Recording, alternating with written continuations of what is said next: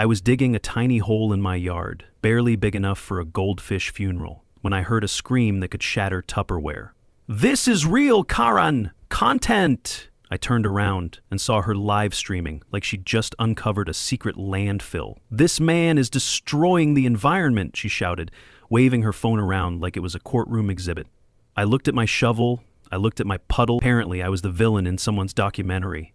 Her viewer count started climbing, and so did her confidence. Ever been called a criminal by a stranger with a ring light? Drop a comment if your neighborhood has its own camera-happy watchdog. Let me back up a bit. 6 months earlier, I'd bought this small ranch property in Colorado after quitting my IT support job. The corporate burnout was real. 12-hour days, angry customers, and a boss who thought work-life balance was a dirty word. I needed somewhere quiet to decompress and figure out my next move. The property came with a decent house, some land, and what the seller casually mentioned was a private well system. I didn't think much about it at the time. I just wanted peace, quiet, and maybe a place to grow some tomatoes. Fast forward to this Tuesday afternoon, and I decided to dig a small pond in my backyard. Nothing fancy, just somewhere I could sit with a beer and maybe stock with some fish for weekend relaxation. I'd measured everything out carefully, checked that I wasn't near any utility lines using the free locator service, and started digging. The hole was maybe 2 feet deep and 4 feet across, basically a glorified puddle at this point. I was actually enjoying the physical work after months of sitting behind a computer screen. That's when my peaceful afternoon got interrupted by what sounded like a banshee having a meltdown. Lily was still live streaming, her phone screen showing her viewer count fluctuating between 20 and 40 people. "This man is destroying our community environment without permission," she declared, adjusting her angle to catch better lighting, while trying to look authoritative. I noticed she had a laminated name tag pinned to her shirt that read HOA President in what looked like Times New Roman font, clearly printed at home on regular paper. The lamination job was crooked, and you could see air bubbles trapped underneath. "Sir, you need to stop immediately. I'm the Homeowners Association president, and you're violating multiple regulations." She started reading from her phone screen, squinting at what appeared to be a Google search result. Section 4.2 states that any landscaping modifications require written approval from the HOA board. Her voice had that fake authority tone that people use when they're making things up as they go along. I leaned on my shovel and pulled out my small notebook, a habit I'd developed during my tech support days for tracking recurring customer issues. It had saved my job more than once when managers questioned my troubleshooting steps. "Interesting," I said, jotting down the time and her claims. "When exactly was the last HOA board meeting, and who else is on this board?" Lily's confident expression flickered for just a moment, like a computer screen glitching. That's not your concern. The point is you're breaking rules." She gestured dramatically at my modest hole, which honestly looked like something a large dog might dig while chasing a gopher. Behind her, I noticed a small weathered sign near the property line that read, "Private well, do not disturb." It had been there when I bought the place, faded and partially hidden by some overgrown bushes. I'd trimmed around it once, but never paid much attention to what it actually said. But something about Lily standing right next to it while live streaming her environmental outrage struck me as ironic. It was like watching someone complain about noise pollution while standing next to a rock concert speaker. "Look, I appreciate your concern for the community," I said, making another note in my book, "but this is my property and I checked. There's no active HOA in this neighborhood. The last one dissolved in 2019 according to county records." This was actually true. I'd done my homework before buying because I specifically didn't want to deal with HOA nonsense.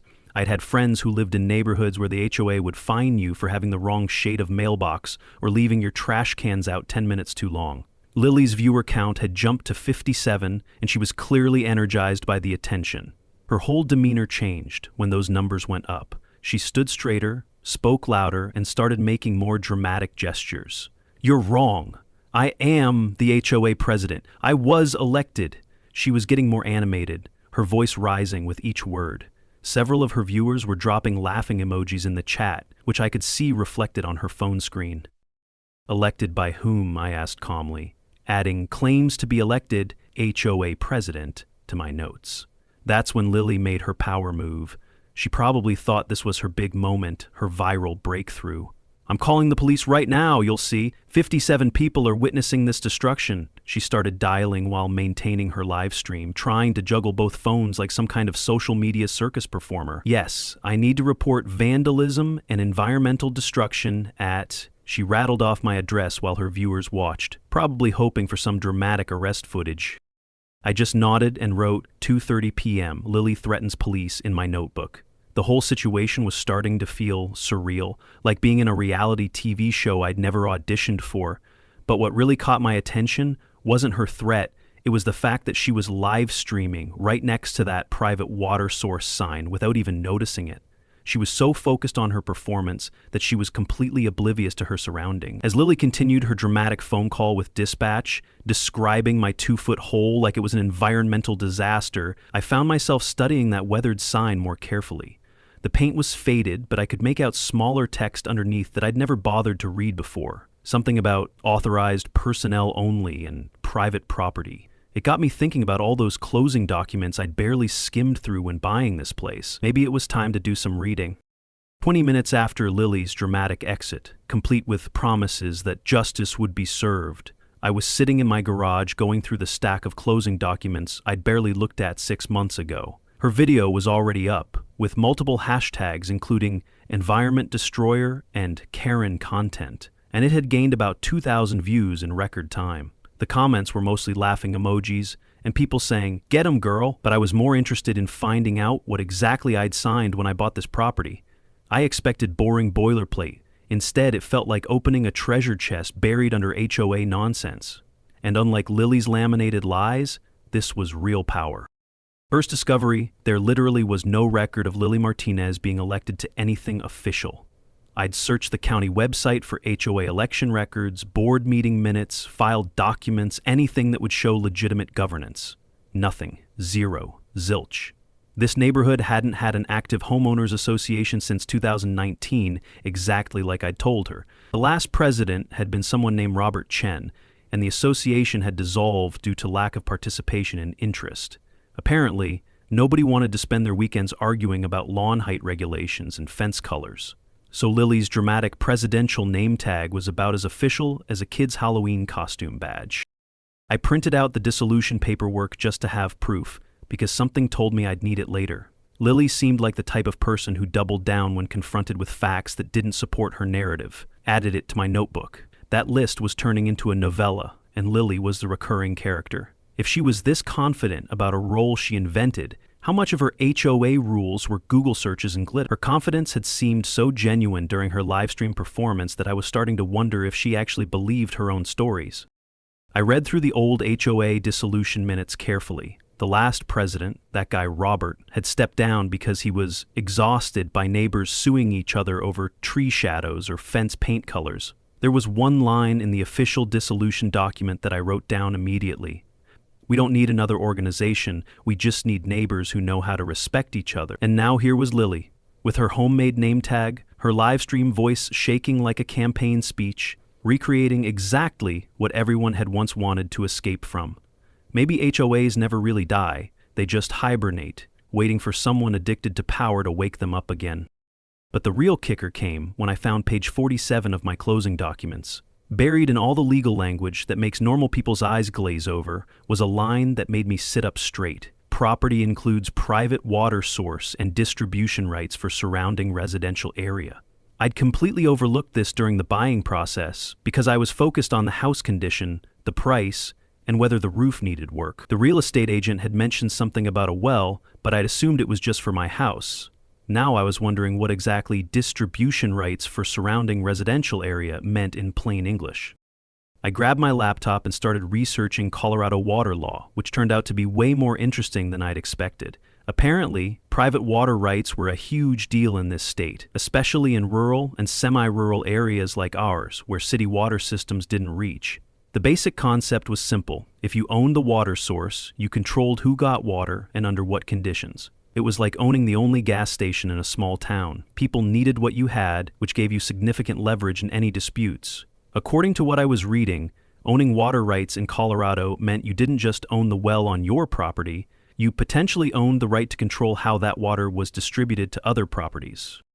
I found a map in my documents that showed the original ranch property from the 1960s, before it was subdivided into the current neighborhood. The entire area had been served by a single well system. And apparently, when they divided the land into separate lots, someone had to retain responsibility for the water infrastructure. That someone, it seemed, was whoever owned my specific lot. I was starting to get a very interesting picture of the situation, and it was way more complex than Lily's simple environmental destruction narrative. I decided to take a walk around the neighborhood, ostensibly to clear my head, but really to look for evidence of this water distribution system. Sure enough, behind most of the houses, I could see utility connections that led back toward my property. It wasn't obvious unless you were looking for it, but once you knew what to search for, the pattern was clear. 6 houses, including what I was pretty sure was Lily's place, appeared to be connected to water lines that originated from the well on my land. I pulled out my phone and took some discreet photos, then went back to my garage to dig deeper into the documentation. The more I researched, the more fascinated I became. According to Colorado state law, private water owners had significant control over their systems. They could determine usage policies, set reasonable restrictions, and yes, with proper notice, they could discontinue service to connected properties. It wasn't something you'd do lightly, and there were procedures to follow, but the power was definitely there. I found myself grinning as I thought about Lily's morning routine video, where she'd shown off her fancy coffee setup and complained about her neighbors. She had no idea that the water for that overpriced organic coffee was technically coming from my well. I spent the next hour mapping out the connections on a neighborhood diagram, highlighting each house that appeared to be tied into my water system. Lily's address was right there in the middle of what the old maps called Distribution Zone B, completely dependent on the same source she was accusing me of destroying. The irony was absolutely delicious. This was like watching someone complain about the restaurant's food quality while sitting at a table they hadn't paid for. I made a final note in my book. Tomorrow, time for education. If Lily wanted to play neighborhood authority figure with her fake president act, she was about to learn who actually had the real power around here. I closed my laptop, looked at my modest excavation project outside, and smiled. Tomorrow was going to be very educational for everyone involved. Officer Mike Johnson arrived exactly 45 minutes after Lily's call, which I had to respect. Small-town police response times were pretty solid compared to the city.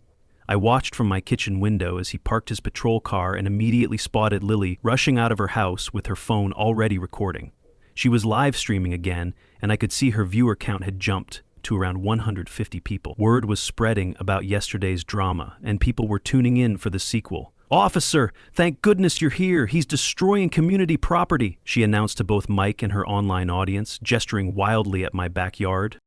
Mike looked tired already, and he hadn't even heard the full story yet. He was probably in his mid-40s, stocky build with graying hair, and the kind of patient demeanor that suggested he'd dealt with plenty of neighborhood disputes before. Small-town cops see everything from noise complaints to property line arguments, and his expression suggested this was just another Tuesday for him.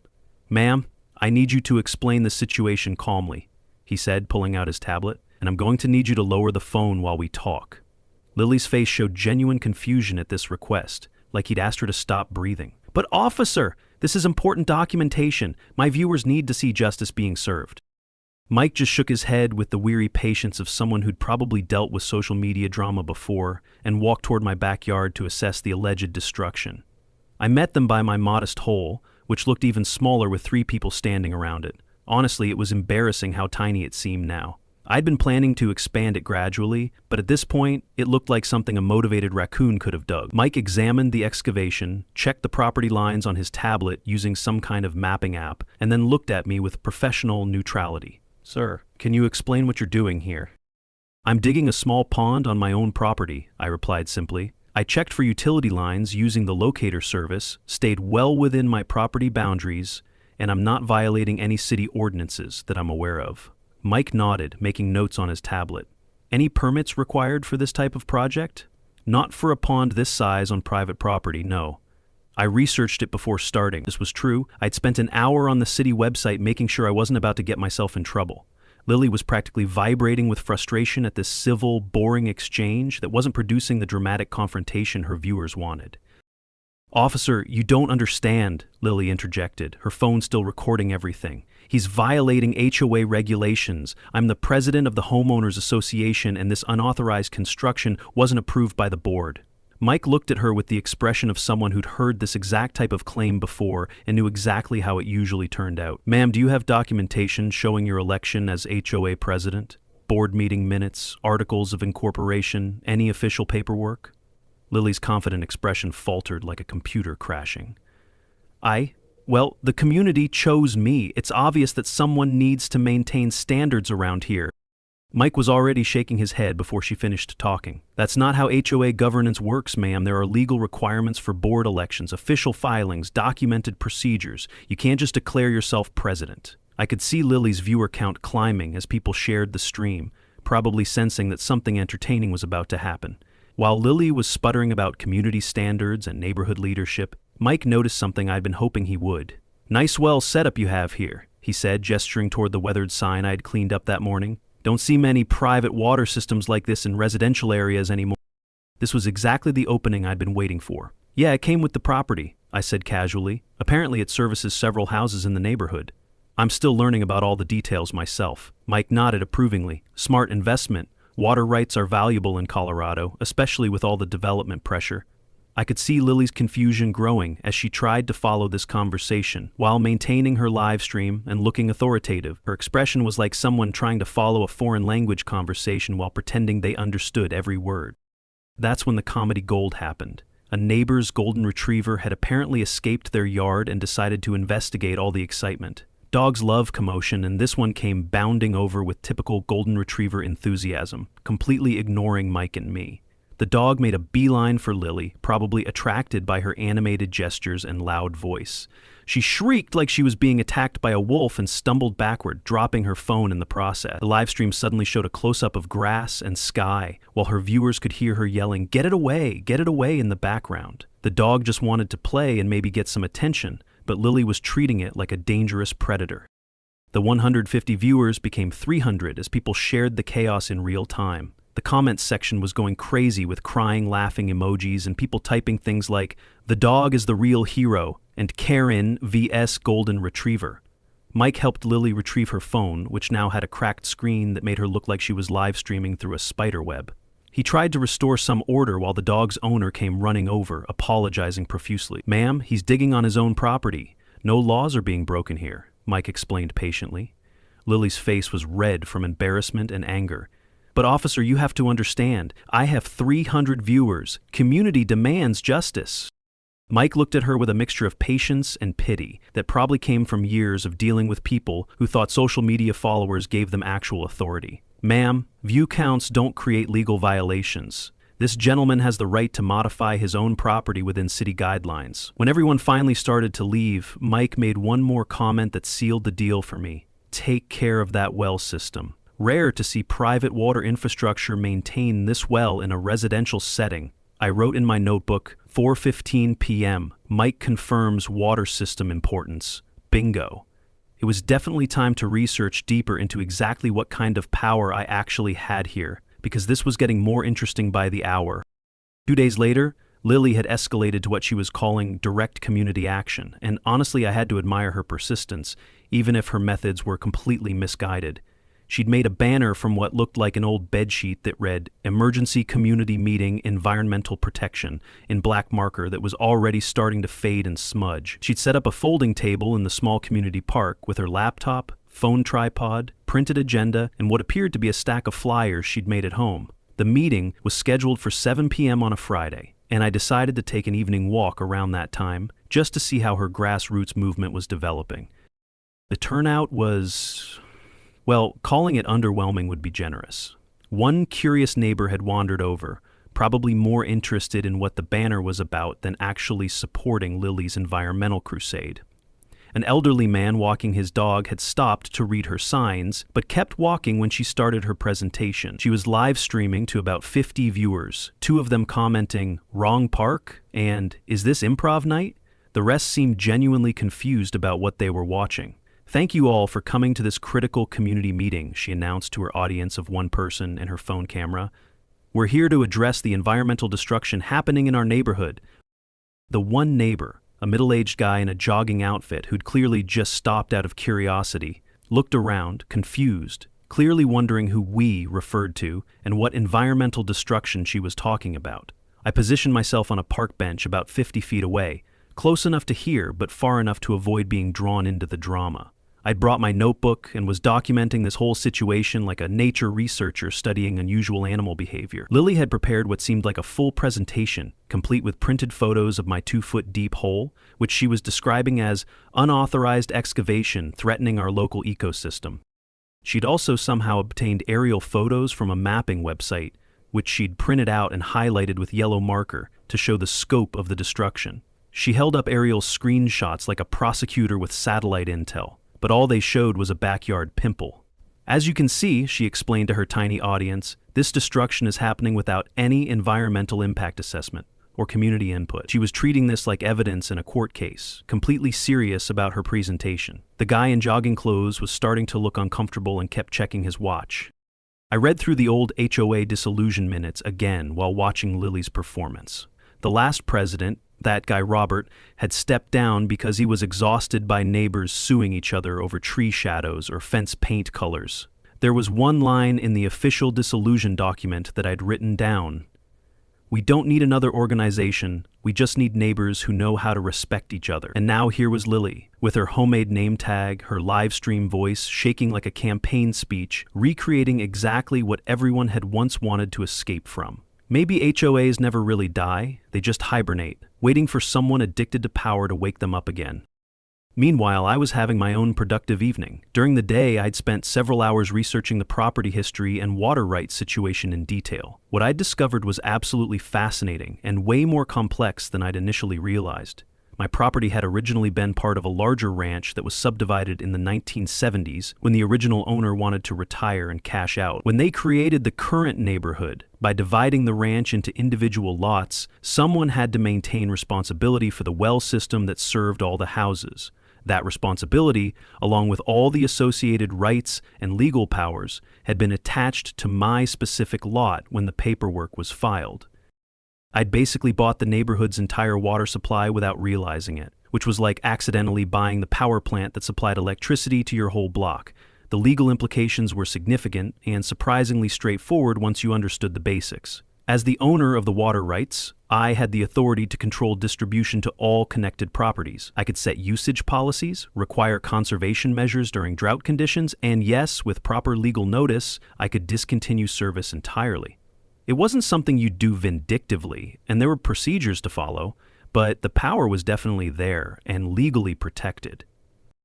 Back at the meeting, Lily was wrapping up her presentation with a call to action that fell completely flat. We need to band together to stop this environmental vandalism. Who's with me? The jogger looked uncomfortable and mumbled something about needing to get home to his family. Her online viewers were mostly dropping laughing emojis and comments like, "Where is everyone?" and "This is Zad," and Karen talking to herself. She tried to maintain her enthusiasm, but I could see her confidence starting to crack under the weight of reality. "Well, we'll reconvene when more people can attend," she announced, starting to pack up her materials with obvious disappointment. I'd spent the afternoon mapping out exactly which houses were connected to my water system, and the results were illuminating in the most ironic way possible. 6 houses total, including Lily's, were completely dependent on my well for their water supply. There was no backup system, no city water connection, no alternative source. Every shower, every cup of coffee, every load of laundry in those houses came from water that flowed through pipes I owned and controlled. Lily had been live streaming her environmental outrage while being 100% dependent on the person she was attacking for her basic water needs. As I walked home, I passed close enough to hear her ending the live stream with a promise that felt more like a threat. "This is just the beginning," she was saying to her phone with forced determination. "Tomorrow, I'm taking this to the next level. Mason Carter will regret ignoring legitimate community concerns." I made a note in my book, "Lily escalating to next level. Time for education phase." I'd spent the evening learning about my actual legal position while she'd spent it talking to an empty park. Tomorrow I was going to start using that knowledge strategically. If Lily wanted to play neighborhood authority figure with her fake credentials and manufactured outrage, she was about to discover who really held the cards around here. I looked at my modest excavation project, which would be a nice little pond when finished, and smiled. This was definitely going to be educational for everyone involved. The next morning, I decided it was time to fully understand exactly what I owned and what it meant in practical terms. I spread all my property documents across my dining room table and began researching Colorado water law with the thoroughness I'd once applied to troubleshooting complex computer networks. What I discovered was like finding out you'd been sitting on a gold mine without knowing it. My property didn't just include a private well for my house, it included comprehensive water distribution rights for the entire neighborhood subdivision. I was essentially the utility company for 6 houses, including Lily's, and nobody had bothered to explain this when I bought the place. I found the original ranch survey from 1974, which showed the master water system before the property was divided into individual lots. The documentation was fascinating in a nerdy way. It showed how one large ranch with a single well system had been transformed into a small neighborhood. When they created the individual lots for houses, one property had to retain responsibility for the well and distribution infrastructure. That property was mine. According to the paperwork, I had the legal right to control water access, set reasonable usage policies, require conservation measures during shortages, and discontinue service with proper written notice. It was like discovering you owned the power plant that supplied electricity to your entire block, except instead of electricity, it was something even more essential: water. The more I researched, the more impressed I became with how well the legal framework protected water rights owners. Colorado water law was incredibly detailed and heavily weighted in favor of people who actually owned water sources. Private well owners had significant authority over their systems, especially when those systems served multiple properties that had no alternative water source. I pulled up a detailed neighborhood map and began tracing the water lines from my well to each connected house. Looking at the connection diagram, I saw Lily's house sitting right at the center like a power strip extension cord. If I pulled the plug, the whole domino chain of daily activities would collapse. The feeling was surreal, like being a small-town telecom boss holding the only internet line in my hands, while my neighbor live-streamed complaints about lag. 6 houses total were completely dependent on my water supply, with absolutely no backup system anywhere. No city water lines, no alternative wells, no emergency connections. Showers, coffees, dishwashers, dog bowls, they all ran on water routed straight through my backyard. Lily's live stream outrage ran on irony, powered by the very water she claimed I was poisoning. It was like watching someone complain about the restaurant service while sitting at a table they hadn't paid for, eating food they hadn't ordered, in a building they didn't own. I turned full-on IT mode. Diagrams, photos, maps, legal logs. I even bookmarked a water rights lawyer, just in case she went full sequel. By evening, I had a complete picture of the situation, and it was honestly empowering in a way I hadn't expected. I wasn't just some random guy digging a hole in his yard. I was a private utility owner with significant legal authority over essential services for my entire neighborhood.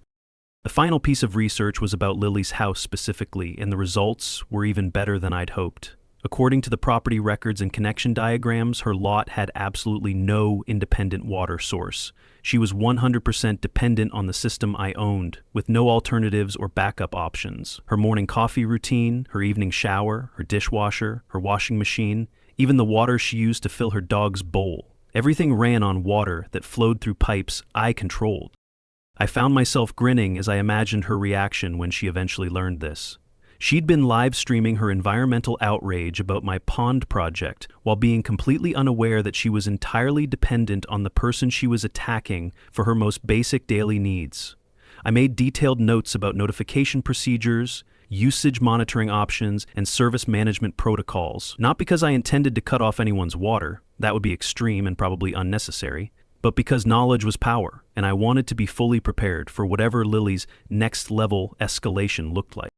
Based on her patterns so far, she was probably planning something even more dramatic than the failed community meeting. I wrote one final note in my book: tomorrow, time for advanced education. Lily wanted drama and viral content. She was about to get a masterclass in property rights that she'd never forget, and it was all going to be completely legal and properly documented. I closed my research materials, looked out at my pond project, and smiled. This was going to be very, very interesting. Friday morning brought Lily's promised escalation, and it was even more dramatic than I'd expected, which was saying something given her track record. I was having coffee and checking emails when I heard chanting outside my window. Looking out, I saw Lily had organized what she was calling a peaceful protest in front of my house, complete with homemade signs in what appeared to be a small crowd. She'd made additional signs reading "Stop Environmental Destruction" and "Protect Our Community," and she was live streaming the entire event to what appeared to be several hundred viewers. She'd also recruited 2 neighbors who looked like they weren't entirely sure why they were there or what they'd gotten themselves into. I watched from my kitchen as Lily delivered an impassioned speech to her phone camera about environmental justice and community action. Her viewer count was steadily climbing as people shared the stream. Apparently, neighborhood drama was becoming genuinely entertaining content for a lot of people. "We're here today to demand accountability," she announced with the fervor of someone leading a revolution instead of complaining about a small hole in someone's backyard. "This man thinks he can destroy our community with impunity, but we won't be silenced." The 2 neighbors she'd recruited looked increasingly uncomfortable as Lily's rhetoric escalated, clearly realizing they'd been recruited for something more intense than they'd bargained for. The signs they were holding said things like "respect our environment" and "community over individual," which would have been more impactful if they weren't protesting a pond that was smaller than most hot tubs. I had to give Lily credit for her commitment to the performance, even if the cause was completely manufactured. I finished my coffee, gathered my folder of property documents that I'd organized the night before, and decided it was time for some serious education. I walked outside calmly, which immediately caused a stir among Lily's viewers as she turned the camera toward me with obvious excitement. "Here he is," she announced dramatically, like I was some kind of environmental supervillain emerging from my lair. "The environmental destroyer himself. Are you ready to explain your actions to the community?" I nodded politely and said, "Actually, yes. I think it's time everyone understood exactly what's happening here." The viewer count on her screen jumped to over 400 people as word spread that the confrontation was escalating. The 2 neighbors looked like they wanted to disappear, probably realizing this was about to become much more complicated than a simple environmental protest. "Lily," I said, opening my folder and pulling out the water rights documentation, "before we continue, I think you and your viewers should understand something important about this neighborhood." I held up the papers to her camera, making sure they were clearly visible. "Do you know what these are?"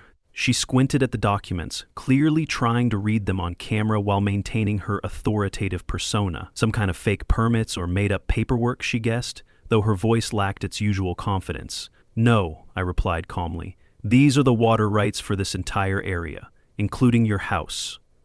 The comment section on her live stream started moving faster as viewers sensed something big was coming.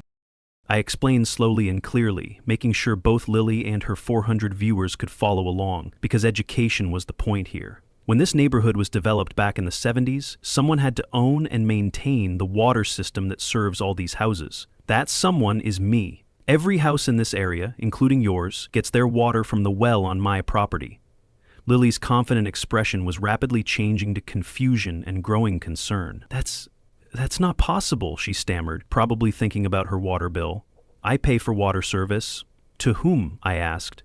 "The city doesn't provide water here. There's no municipal connection. You're on a private well system and I own it." The livestream chat was exploding with comments like "plot twist" and "this is getting good" and "Karen about to get schooled." I continued my explanation, showing the original ranch survey and the water distribution map I'd printed out. "So when you took your shower this morning, that was my water. When you made that fancy organic coffee you showed off yesterday, that was my water.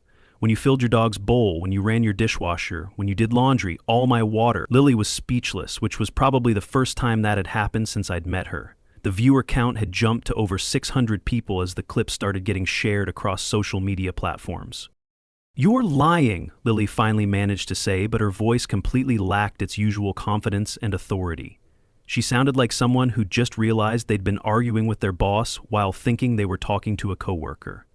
"This is some kind of scam or trick," I shrugged and pulled out the legal documentation about water rights management that I'd researched. Colorado state law, as the owner of this water system, I have the right to control distribution to connected properties. I can monitor usage, implement conservation measures, and with proper notice, discontinue service entirely. The 2 neighbors she'd recruited for the protest were slowly backing away, clearly wanting no part of whatever this was becoming.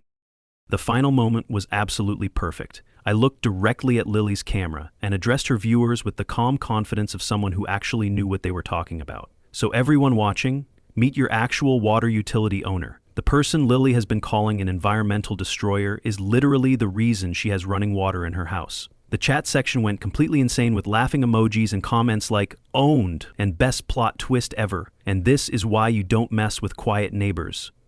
Lily stood there speechless, her phone still recording, as 600 viewers watched her realize that she'd been attacking the person who controlled her water supply for the past week.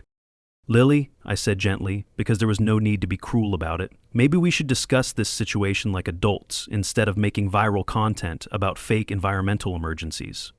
She finally found her voice, though it came out as barely more than a whisper. You're threatening me?" I smiled and said what had become my favorite line. "No, I'm educating you." The viewer count hit 800 as people continued sharing what was turning into the most epic neighborhood confrontation anyone had ever live-streamed. This was definitely going to be memorable for everyone involved.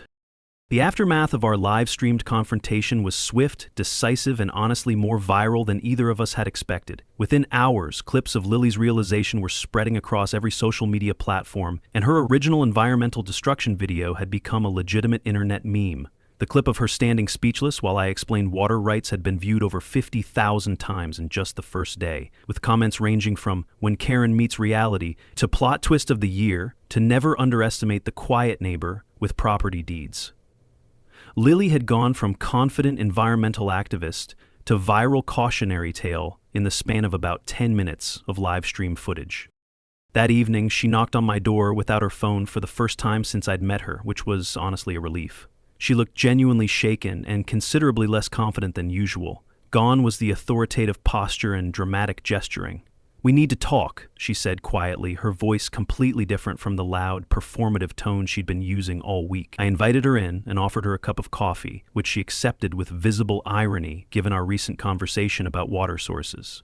"I had no idea about the water situation," she began, staring into the cup like it contained answers to questions she'd never thought to ask. "When I moved here 6 months ago, I just assumed it was city water like everywhere else I've lived." I could see that her whole neighborhood authority persona was cracking under the weight of actual reality. "Look, Lily," I said, sitting across from her at my kitchen table, "I never intended to make this into a big production or humiliate you online. I just wanted to dig a small pond and enjoy some peace and quiet after quitting my stressful job. But when you started the live streaming and the fake HOA president thing, it felt like you were trying to bully me into compliance with rules that didn't exist." She nodded slowly, still staring into her coffee cup. "I know I got carried away. After my social media career collapsed last year, I guess I was desperate to feel important again. The neighborhood president thing was stupid, but it made me feel like I had some control over something in my life." We talked for over an hour about the situation, and honestly, it was the first real conversation we'd had since this whole thing started. Lily explained that she'd moved to Colorado after her influencer career imploded when people discovered she'd been faking sponsored content and product reviews. She'd lost most of her followers, her income, and her sense of identity all at once. The neighborhood drama had been her attempt to feel relevant again, to have something to create content about that might bring back some of that attention and engagement she'd become addicted to. "I know it was wrong," she admitted, her voice barely above a whisper. "I just missed having an audience, feeling like what I said mattered to people. The fake president thing made me feel powerful when everything else in my life felt completely out of control." I found myself feeling genuinely sorry for her, despite everything she'd put me through over the past week. Her desperation for attention and validation was actually pretty sad when you understood the context. She'd gone from having thousands of people hang on her every word to talking to empty rooms and getting laughed at online. "Here's what I propose," I said, because the situation needed a real resolution that worked for everyone. "I'm not going to cut off your water or anyone else's. I never intended to use the water rights as a weapon or tool for revenge, but I do want the harassment to stop completely. No more fake HOA president nonsense. No more live streaming my property. No more organizing protests about my pond project." Lily nodded eagerly, clearly relieved that I wasn't planning to make her life miserable. "And," I continued, "I think you should make a public apology video explaining what really happened here. Not because I want to humiliate you further, but because there are hundreds of people online who think I'm some kind of environmental villain who destroys community property for fun." She agreed immediately, probably understanding that a sincere apology might help repair some of her damaged online reputation. The apology video she posted the next day was surprisingly heartfelt and honest, which I respected.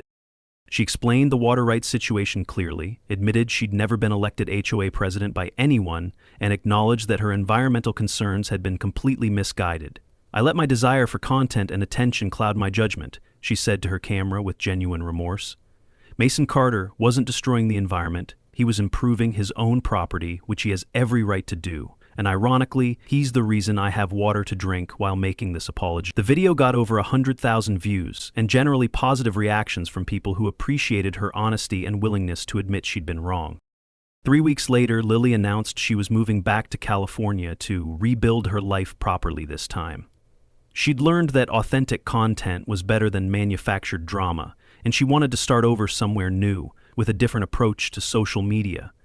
The neighborhood became peaceful again, exactly what I'd wanted when I moved here 6 months ago. My pond project was completed without further interruption, and I stocked it with some nice bass that I enjoyed catching on quiet evenings while reflecting on this whole bizarre experience.